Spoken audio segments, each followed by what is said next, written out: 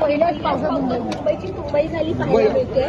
Hello hello hello सीमा डोको पाठी घे, सीमा डोको पाठी घे, सगळे फेल करताना दिसतात. सीमा पाठी येऊ ना. सीमा मला विचारण्यापेक्षा 25 वर्ष आम्ही याची उत्तरं दिलेली आहे. आपण हे प्रश्न भारतीय जनता पक्षाच्या ज्या आता महापौर बसलेले आहेत त्या महापौरबाईंना विचारायला पाहिजे. भाजपचे आमदार म्हणतात पाणी साचलेलं नाहीये, मात्र जिथे साचलंय तिथे हायटाईडमुळे पंपिंग स्टेशन बंद केलेत. यामुळे हे 25 वर्षामध्ये हे सगळे प्रश्न त्यांना कळले नाहीत वाटतं. आता जेव्हा पाणी साचायला लागलं तेव्हा त्यांना हे कळायला लागले. आणि मला असं वाटतं की आम्ही उत्तर देण्यापेक्षा हे प्रश्न आपण सगळे भारतीय जनता पक्षाचे आता जे महापौर आहेत किंवा महानगरपालिका मुंबईच्या लोकांनी भारतीय जनता पक्षाच्या हातात दिलेली आहे त्यांना आपण हे प्रश्न विचारता.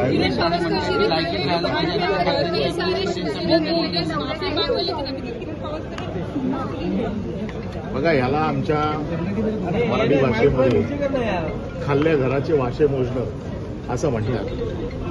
सकाळी उठल्यावरती बाळासाहेबांच्या नावाने आम्ही आहोत असं सांगायचं आणि हळूहळू आपले रंग दाखवायचे. किरण पावसकर काय होते, काय झाले आणि आता काय आहे हे अख्ख्या जगाला माहिती आहे.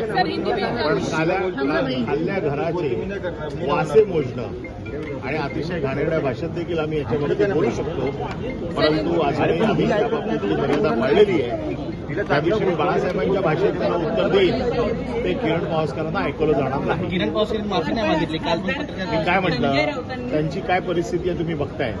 माफी मागण्याच्या लायकीचे पण ते राहिलेले नाहीये. या सगळ्यांना बाळासाहेबांशिवाय पर्याय नाहीये.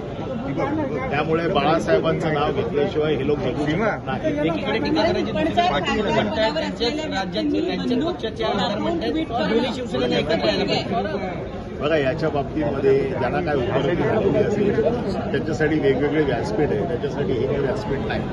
परंतु बाळासाहेबांशिवाय या महाराष्ट्राला पर्याय नाही.